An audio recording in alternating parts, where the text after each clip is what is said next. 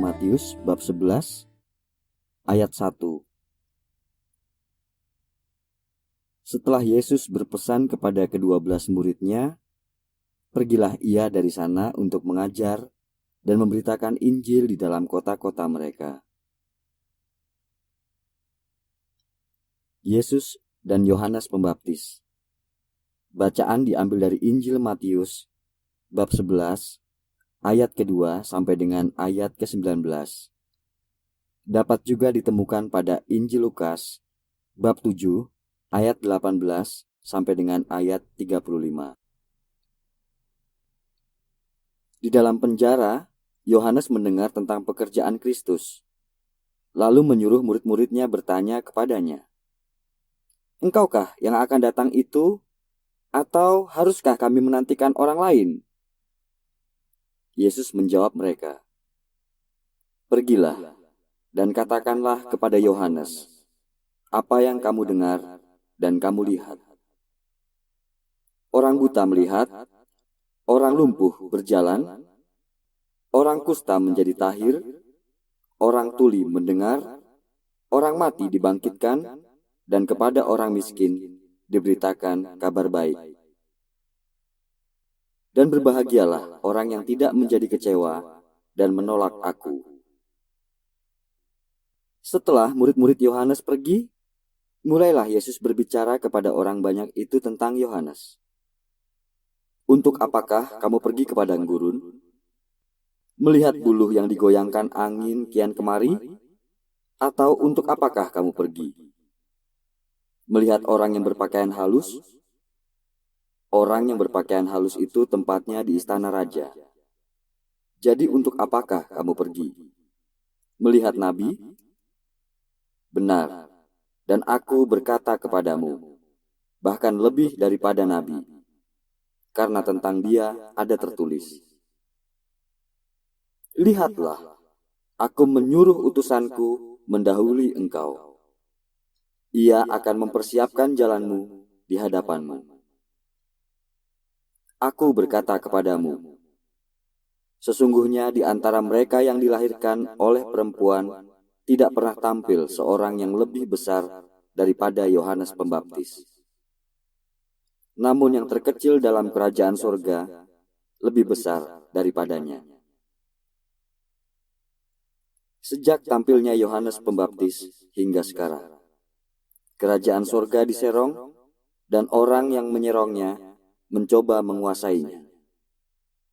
Sebab semua nabi dan kitab Taurat bernubuat hingga tampilnya Yohanes. Dan jika kamu mau menerimanya, ialah Elia yang akan datang itu. Siapa bertelinga, hendaklah ia mendengar. Dengan apakah akan kuumpamakan angkatan ini? Mereka itu seumpama anak-anak yang duduk di pasar dan berseru kepada teman-temannya, "Kami meniup seruling bagimu, tetapi kamu tidak menari. Kami menyanyikan kidung duka, tetapi kamu tidak bergabung." Karena Yohanes datang, ia tidak makan dan tidak minum. Dan mereka berkata, "Ia kerasukan setan." Kemudian Anak Manusia datang, ia makan dan minum, dan mereka berkata, "Lihatlah, ia seorang pelahap dan peminum, sahabat pemungut cukai dan orang berdosa."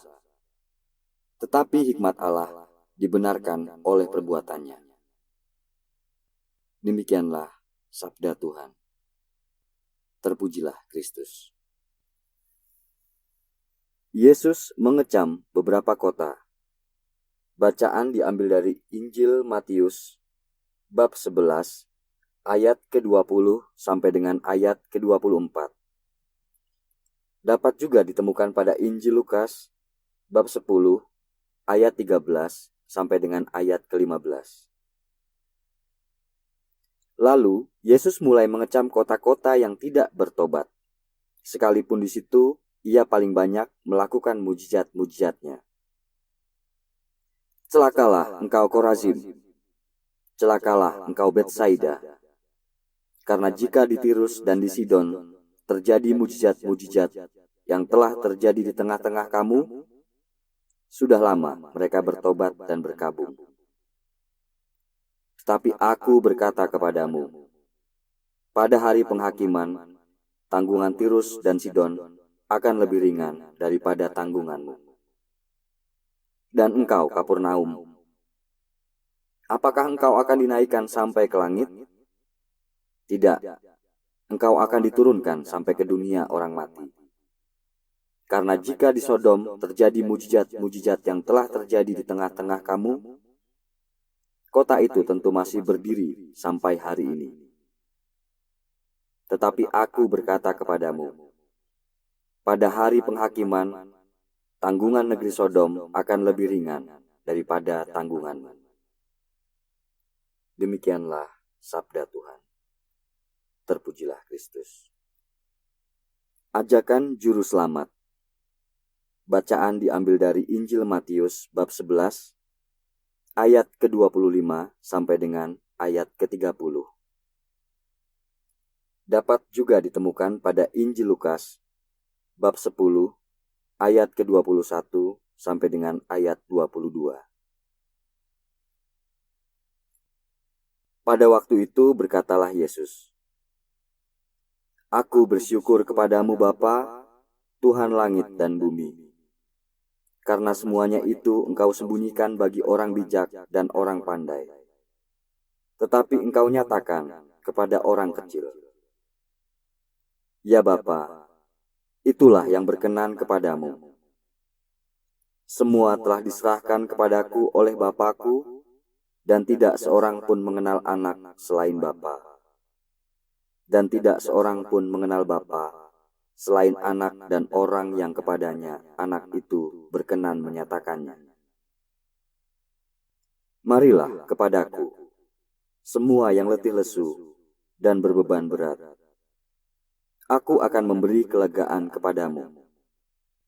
Pikulah kuk yang kupasang dan belajarlah padaku, karena aku lemah lembut dan rendah hati, dan jiwamu akan mendapat ketenangan. Sebab kuk yang kupasang itu enak, dan bebanku pun ringan. Demikianlah sabda Tuhan. Terpujilah